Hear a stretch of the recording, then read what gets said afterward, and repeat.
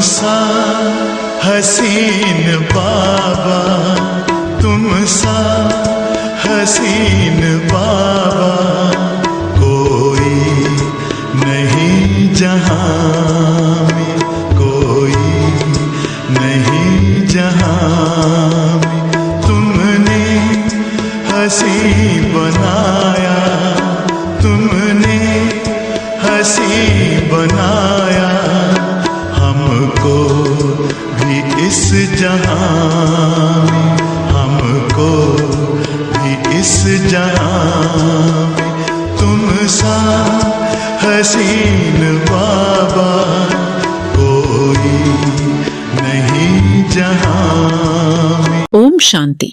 आप सभी मीठे प्यारे दिल के पास बाप दादा के रहने वाले सभी बच्चों को दिलाराम बाप की तरफ से गुड मॉर्निंग। आज है 5 जून 2025 की ईश्वरीय महावाक्य।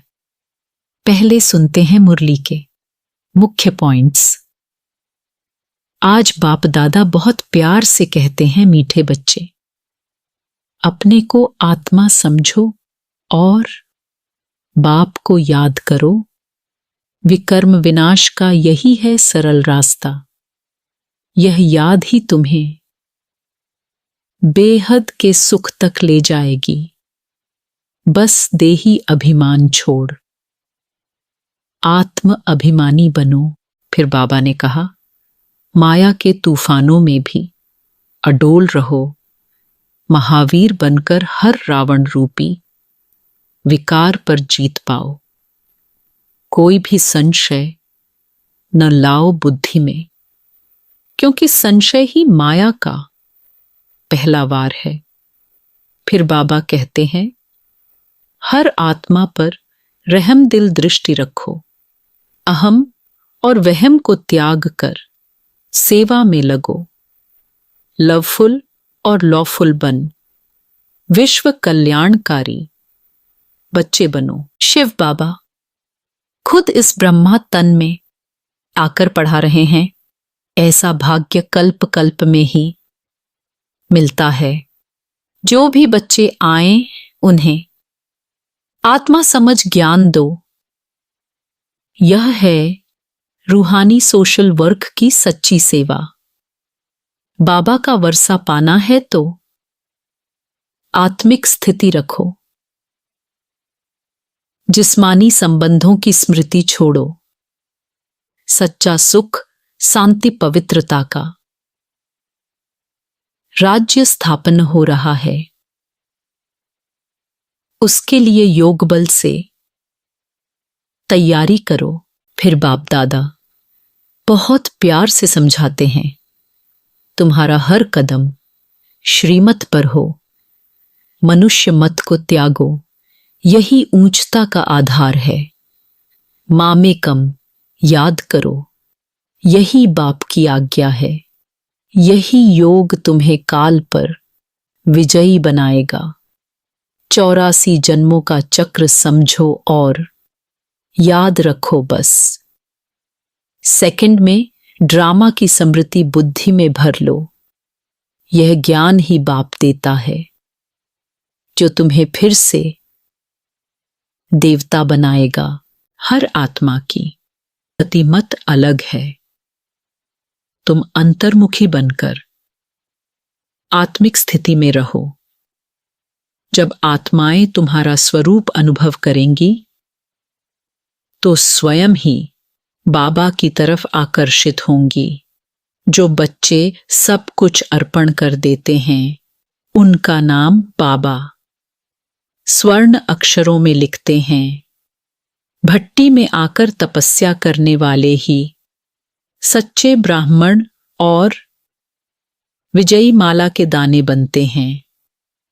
फिर बाप दादा हम बच्चों को लास्ट में याद दिलाते हुए कहते हैं, अब समय बहुत थोड़ा बचा है। तेज गति से पुरुषार्थ करो। यही समझदारी है। मन बुद्धि को एक बाबा में लगाओ तो सफलता तुम्हारे कदम चूमेगी। अब सुनते हैं मुरली को विस्तार से आज की। मुरली का सार है। आज बाप दादा बहुत प्यार से कहते हैं, मीठे बच्चे, बेहद के सुखों के लिए तुम्हें बेहद की नॉलेज मिलती है। तुम फिर से राजयोग की शिक्षा से राजाई ले रहे हो। आज का प्रश्न है, तुम्हारा ईश्वरीय कुटुंब किस बात में बिल्कुल ही निराला है? उत्तर है, इस ईश्वरीय कुटुंब में कोई 1 रोज का बच्चा है, कोई 8 रोज का, लेकिन सब पढ़ रहे हैं। बाप ही टीचर बनकर अपने बच्चों को पढ़ा रहे हैं। यह है निराली बात। आत्मा पढ़ती है, आत्मा कहती है। बाबा फिर बच्चों को 84 जन्मों की कहानी सुनाते हैं। आज का गीत है, दूर देश का रहने वाला आया देश पर आए। दूर देश का रहने वाला आया, आया देश पर आए, आया देश पर आए। ओम शांति। वृक्षपतिवार उसका नाम रख दिया है बृहस्पति। यह त्योहार आदि तो वर्ष वर्ष मनाते हैं। तुम हर हफ्ते बृहस्पति डे मनाते हो। वृक्षपति अथवा इस मनुष्य सृष्टि रूपी झाड़ का जो बीज रूप है, चैतन्य है, वही इस झाड़ के आदि मध्य अंत को जानते हैं। और जो भी वृक्ष हैं वह सब जड़ होते हैं। यह है चैतन्य। इनको कहा जाता है कल्प वृक्ष। इनकी आयु है 5000 वर्ष और यह वृक्ष 4 भाग में है। हर चीज 4 भाग में होती है। यह दुनिया भी 4 भाग में है। अब इस पुरानी दुनिया का अंत है। दुनिया कितनी बड़ी है, यह ज्ञान कोई भी मनुष्य मात्र की बुद्धि में नहीं है। यह है नई दुनिया के लिए नई शिक्षा, और फिर नई दुनिया का राजा बनने के लिए अथवा आदि सनातन देवी देवता बनने के लिए शिक्षा भी नई है। भाषा तो हिंदी ही है। बाबा ने समझाया है, जब दूसरी राजाई स्थापन होती है तो उनकी भाषा अलग होती है। सतयुग में क्या भाषा होगी? सो बच्चे थोड़ा थोड़ा जानते हैं। आगे बच्चियां ध्यान में जाकर बतलाती थीं। वहां कोई संस्कृत नहीं है। संस्कृत तो यहां है ना। जो यहां है वह फिर वहां नहीं हो सकती। तो बच्चे जानते हैं ये है वृक्षपति। उनको फादर रचता भी कहते हैं झाड़ का। ये है चैतन्य बीज रूप। वह सब होते हैं जड़। बच्चों को सृष्टि के आदि मध्य अंत को भी जानना चाहिए ना। इस समय नॉलेज न होने कारण मनुष्यों को सुख नहीं है। यह है बेहद की नॉलेज जिससे बेहद का सुख होता है। हद की नॉलेज से कागविष्टा समान सुख मिलता है। तुम जानते हो, हम बेहद के सुख के लिए अभी पुरुषार्थ कर रहे हैं। फिर से यह फिर से अक्षर सिर्फ तुम सुनते हो। तुम ही फिर से मनुष्य से देवता बनने के लिए यह राजयोग की शिक्षा प्राप्त कर रहे हो। यह भी तुम जानते हो।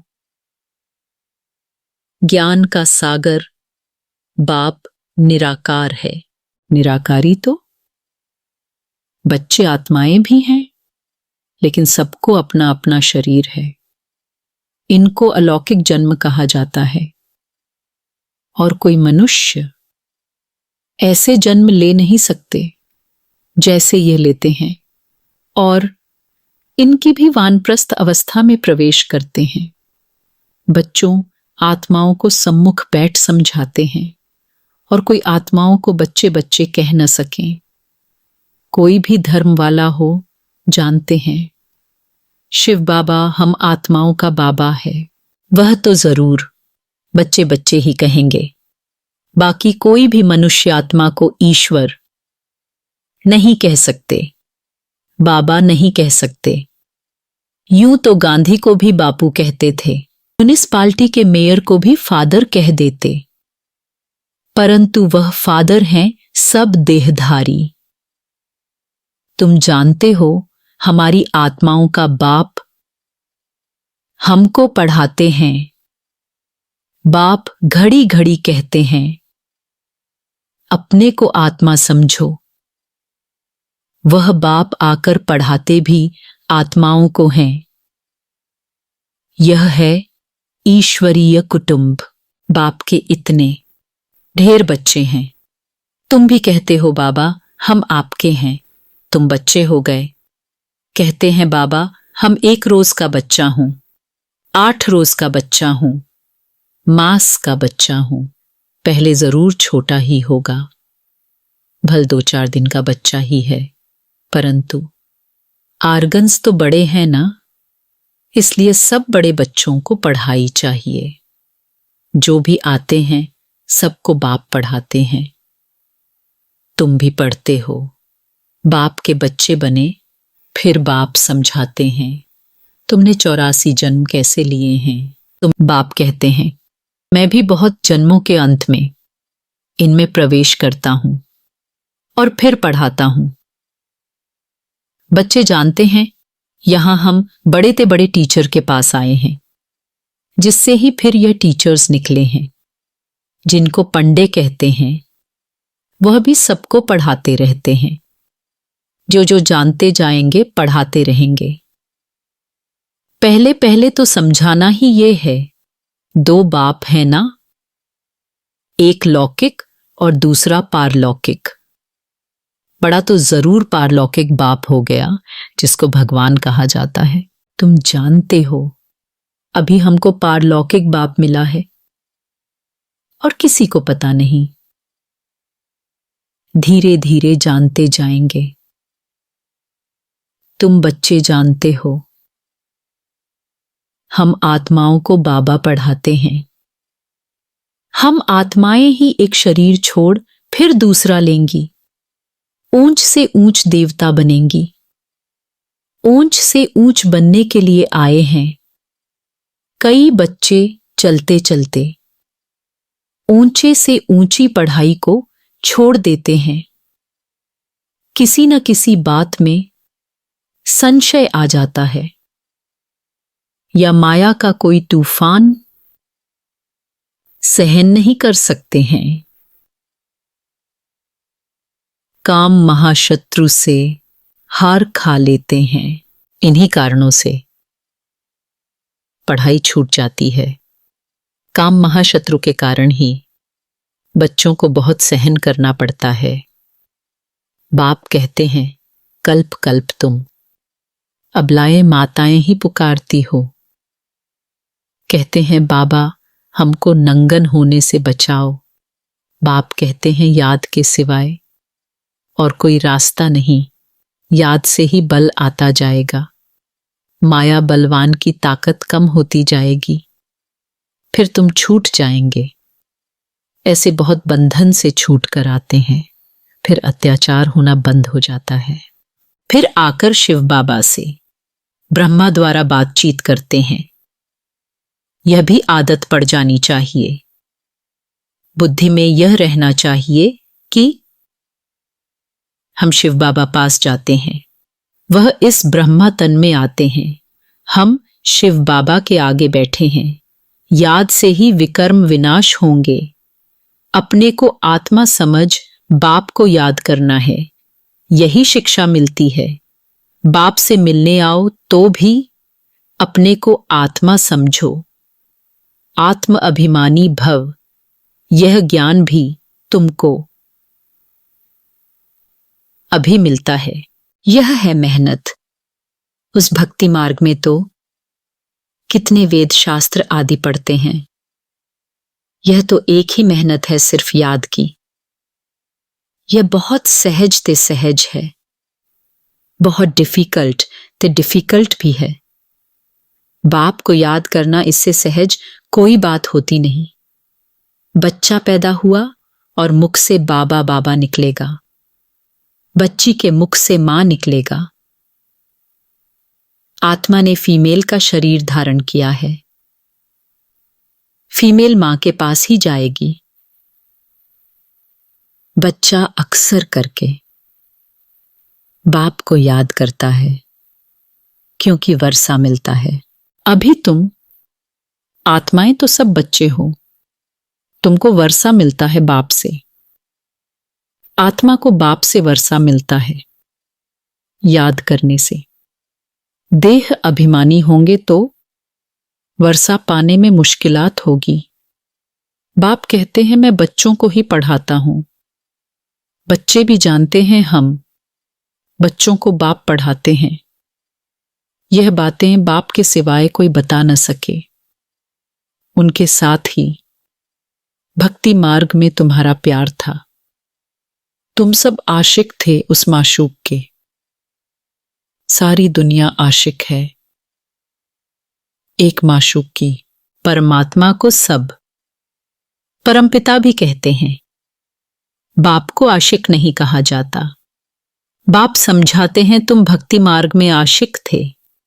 परमात्मा को सब परमपिता भी कहते हैं। बाप को आशिक नहीं कहा जाता।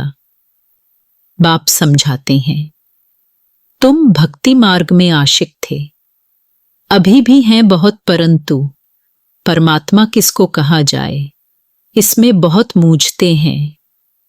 गणेश हनुमान आदि को परमात्मा कह एकदम सूत मूझा दिया है। सिवाय एक के कोई ठीक कर न सके, कोई की ताकत नहीं। बाप ही आकर बच्चों को समझाते हैं। बच्चे फिर नंबरवार पुरुषार्थ अनुसार समझते हैं और समझाने के लायक बनते हैं। राजधानी स्थापन हो रही है। हूबहू कल्प पहले मिसल तुम यहां पढ़ते हो, फिर प्रालब्ध नई दुनिया में पाएंगे। उनको अमरलोक कहा जाता है। तुम काल पर विजय पाते हो। वहां कभी अकाले मृत्यु होती नहीं, नाम ही है स्वर्ग। तुम बच्चों को इस पढ़ाई में बहुत खुशी होनी चाहिए। बाप की याद से बाप की प्रॉपर्टी भी याद आएगी।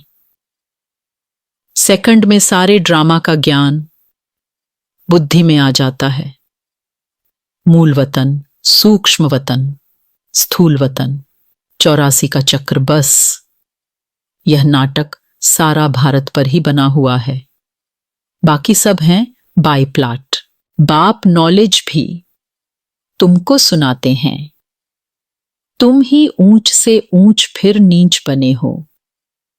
डबल सिरताज राव और फिर बिल्कुल ही रंक। अब भारत रंक भिखारी है। प्रजा का प्रजा पर राज्य है। सतयुग में था डबल सिरताज, महाराजा महारानी का राज्य। सब मानते हैं। आदिदेव ब्रह्मा को नाम बहुत दिए हैं। महावीर भी उनको कहते हैं। महावीर हनुमान को भी कहते हैं। वास्तव में तुम बच्चे ही सच्चे सच्चे महावीर हनुमान हो, क्योंकि तुम योग में इतना रहते हो जो माया के भल। कितने भी तूफान आए लेकिन तुम्हें हिला नहीं सकते। तुम महावीर के बच्चे महावीर बने हो क्योंकि तुम माया पर जीत पाते हो। 5 विकार रूपी रावण पर हर एक जीत पाते हैं। एक मनुष्य की बात नहीं, तुम हर एक को धनुष तोड़ना है, अर्थात माया पर जीत पानी है। इसमें लड़ाई आदि की कोई बात नहीं। यूरोपवासी कैसे लड़ते हैं? भारत में कौरवों और यौवनों की लड़ाई है, गाया भी हुआ है। रक्त की नदियां बहती हैं, दूध की भी नदियां बहेंगी। विष्णु को क्षीर सागर में दिखाते हैं। लक्ष्मी नारायण है पारसनाथ, उनका फिर नेपाल तरफ पशुपति नाम रख दिया है। है एक ही विष्णु के दो रूप पारसनाथ पारसनाथिनी। वह है पशुपतिनाथ पति और पशुपतिनाथ पत्नी। उसमें विष्णु का चित्र बनाते हैं, लेख भी बनाते हैं। अब लेख में क्षीर दूध कहां से आया? बड़े दिन पर उस लेख में दूध डालते हैं, फिर दिखाते हैं क्षीर सागर में विष्णु सोया पड़ा है।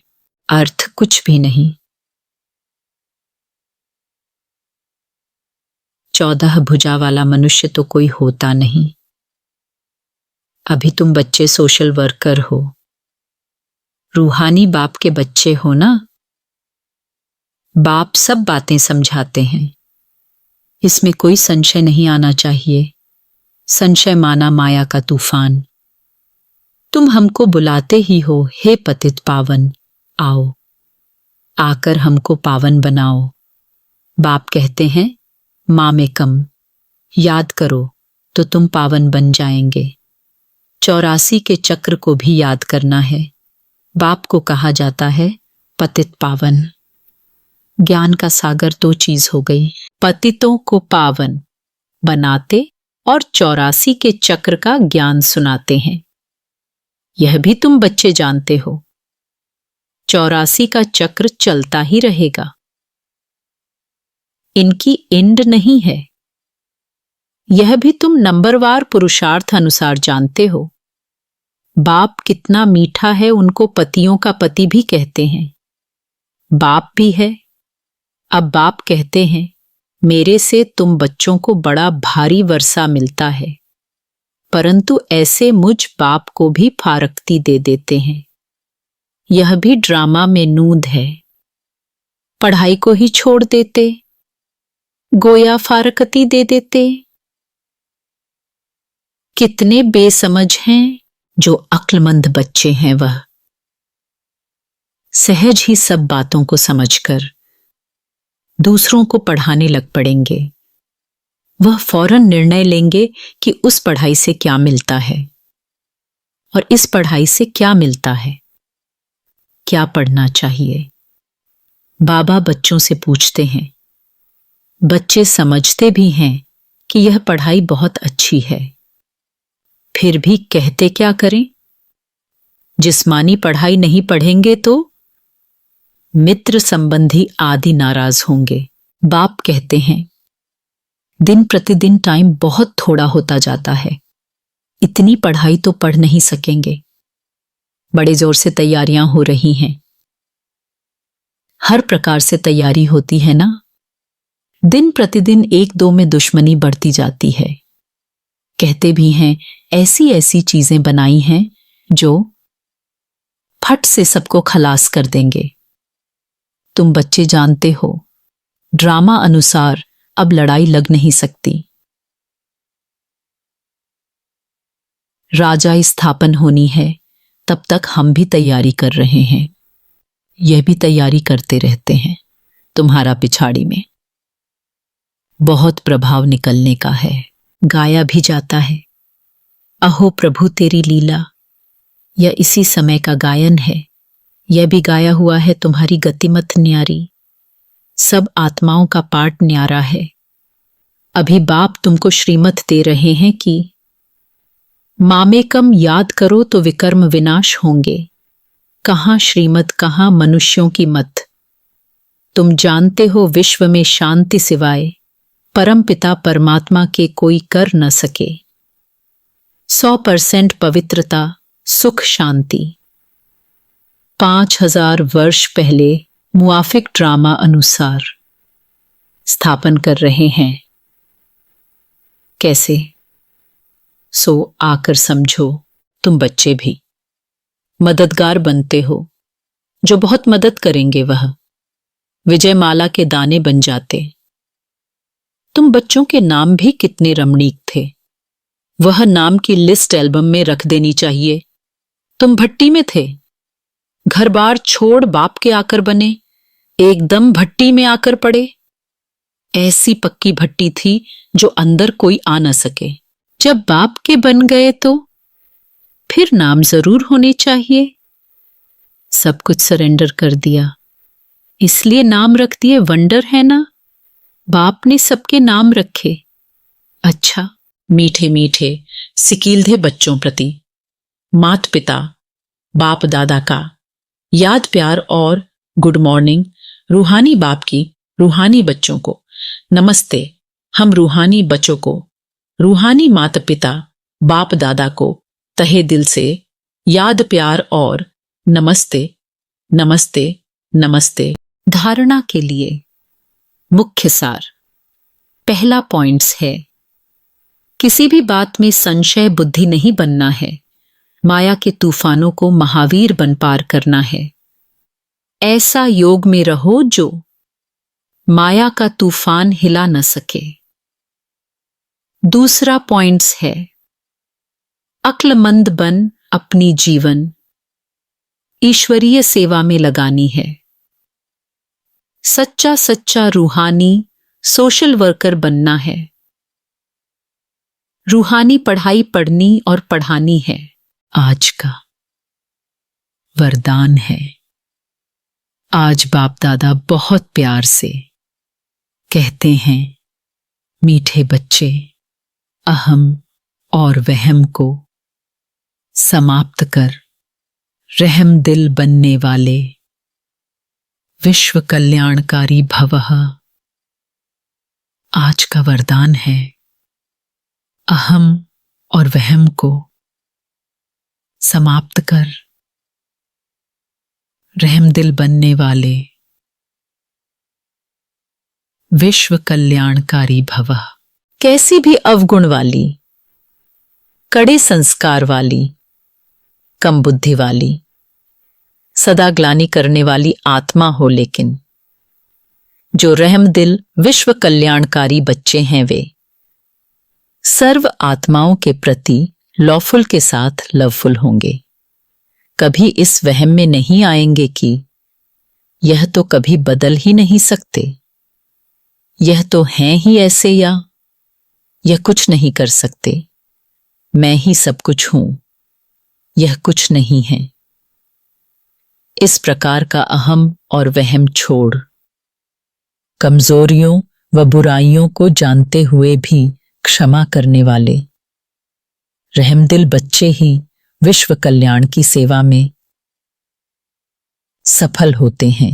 आज का स्लोगन है, आज बाप दादा बहुत प्यार से कहते हैं, मीठे बच्चे, जहां ब्राह्मणों के तन मन धन का सहयोग है, वहां सफलता साथ है।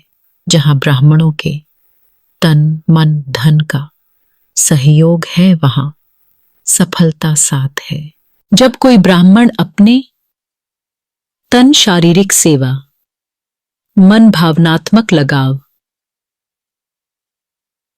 प्रार्थना, संकल्प और धन आर्थिक सहायता या संसाधन से किसी कार्य उद्देश्य या व्यक्ति का सहयोग करता है, तो उस कार्य में सफलता निश्चित हो जाती है, क्योंकि ब्राह्मण केवल साधनों से नहीं बल्कि अपनी आध्यात्मिक ऊर्जा, सद्भावना और आशीर्वाद से भी उस कार्य को शक्ति देते हैं। अच्छा, ओम शांति। आप सभी गॉडली स्टूडेंट्स को तहे दिल से बहुत बहुत थैंक्स। भगवान हमेशा आपके साथ हैं।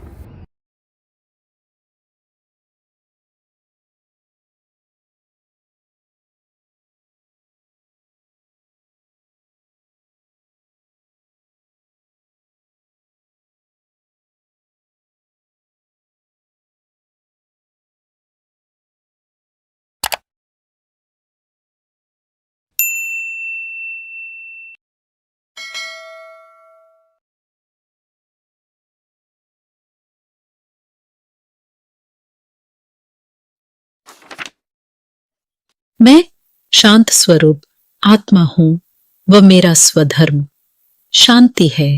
अच्छा, ओम शांति।